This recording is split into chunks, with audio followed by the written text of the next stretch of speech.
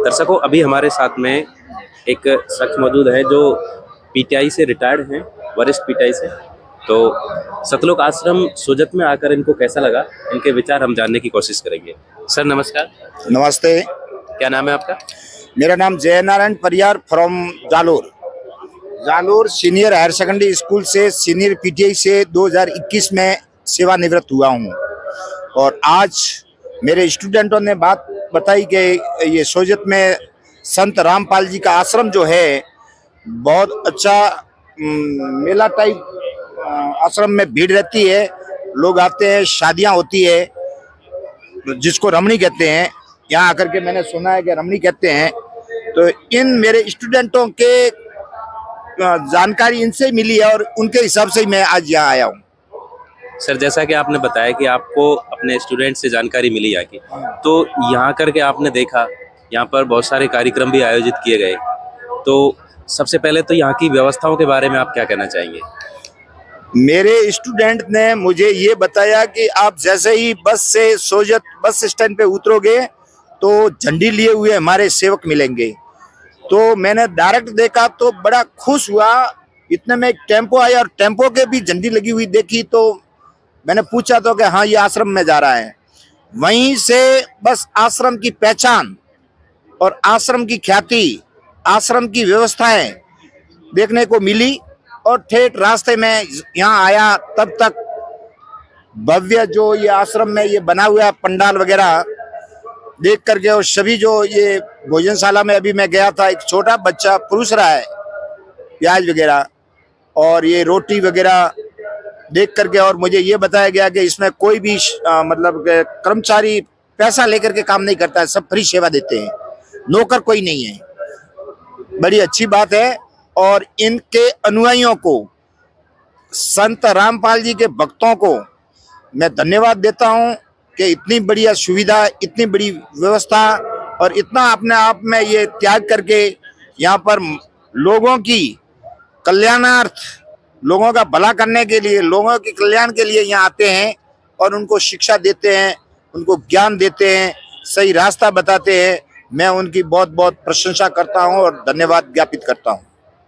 Sir आप एक शिक्षक रहे हैं और जैसा कि आपने यहाँ देखा होगा, प्रदर्शनी स्थल भी बनाया गया है जिसके अंदर सभी सदग्रंथों को रखा गया है। उसके अंदर सभी धर्मों के सदग्रंथ भी रखे गए हैं। तो संत रामपाल जी महाराज जी का जो ये कार्य है जिसमें वो सभी धर्मों के सदग्रंथों को एक साथ रखते हैं, लोगों को सदग्रंथों के प्रति जागरूक करते हैं, इस बारे में आप क्या कहना चाहेंगे? जो ग्रंथ हैं लोगों के पढ़ने के लिए, मानता हूं कि उनसे अच्छी ही शिक्षा मिलेगी और अपने कल्याण के लिए और लोक कल्याण के लिए, मानव कल्याण के लिए अच्छा ही होगा। सर संत रामपाल जी महाराज जी ने भारत को दहेज मुक्त बनाने के लिए यहाँ पर दहेज मुक्त विवाहों का आयोजन किया गया है, साथ में रक्तदान शिविर का भी आयोजन किया है।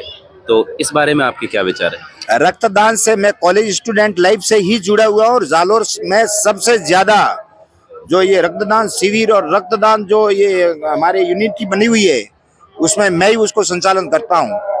रही बात दहेज मुक्त की, तो हमारे जालोर में एक हॉस्टल के पास में ही इनका भक्त था, तो उनकी शादी हुई थी, तो उनको ठहरने के लिए हमने हॉस्टल में जगह दी थी। मालूम पड़ा कि उनके 17 मिनट में ही शादी होती है बिना दहेज दिए। बड़ा खुश हुआ और इसी से प्रभावित होकर के आज मैं यहाँ आया हूँ। ठीक है सर, धन्यवाद आपका हमारे साथ अनुभव शेयर करने के लिए। बहुत बहुत धन्यवाद आपका। Thank you, thank you. दर्शकों, आम लोगों के विचार लेना और आप तक पहुंचाना मेरा काम है। मैं आपके साथ पारस जोशी और एक वृद्ध है, वो हमारे साथ है, उनसे बात करते हैं। नमस्ते। नमस्ते। क्या नाम है आपका? नवल दास। कहाँ से आए, कहाँ रहते हैं आप? सांदरी संडवारा पोस्ट। अच्छा, मैं ये जानना चाहूँगा कि जैसे आपने ये दाढ़ी बनाना और ये फेटा लगाया, ये कब से है? कितने सालों से आप दाढ़ी और बाल रखते हो? 20 साल से। क्या करते थे आप, मतलब उस टाइम क्या साधना करते थे आप? अब रामानंदी महाराज भजन ही करते, बस रामानंदी है इसी तरह। रामानंद जी। अच्छा, राम का भजन ही करते, रामानंदी है। हम वैराग धारण है हमारा। अच्छा, कितने सालों से वैराग धारण किया आपने? 20 साल से। तो सतलोक आश्रम सोजत में पहली बार आए आप? हाँ, पहली बार ही कल आए। आके कैसा महसूस हुआ आपको यहाँ? आपको महसूस हमारे यहाँ ऐसा भाव कि महाराज हमें 44 दिन कुंभ में घूमने आए तो वह शांति नहीं मिली, हमें 5 मिनट में ही मिली है।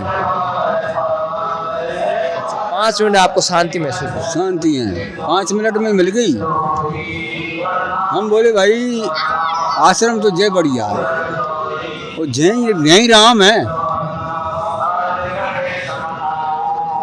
और क्या महसूस हुआ आपको? इनका कभी सत्संग वगैरह भी सुना आपने? रामपाल जी का नाम यहाँ आने से पहले कभी सुना आपने या पहली बार ही सुना है नाम? नहीं, नाम सुना, पहली बार ही सुना है। वो लड़का ने कही कि महाराज हमारे आश्रम में चलना देखना और तुम्हें दीक्षा ले रहे हैं। मैंने कि भाई मैं देख कर लेंगे, अच्छा, हम ऐसा तुम्हारी कहीं में नहीं लेंगे। फिर आपने नाम दीक्षा ले ली? ले ले कब ली? कल। आप जैसे और भी जो साधु वेश में घूम रहे हैं, जो भगवान की तलाश में कुंभ जैसे आप भी गए, तो उनको क्या कहना चाहेंगे आप? मैंने हम देखेंगे, वे पूछेंगे महाराज ये क्या करो? अरे भाई हमारे नहीं जैसी, हमने तो गिस्ती में बैठ गए, हम तो देख दाख हम कुछ नहीं मिला कुतम, हम तो अब भगत जी बन गए। बहुत बहुत धन्यवाद, इन्होंने अपने विचार दिए और सतलोक आश्रम सोजत में आए और इन्होंने अब संत रामपाल जी महाराज से नाम दीक्षा भी ले रखी है कल।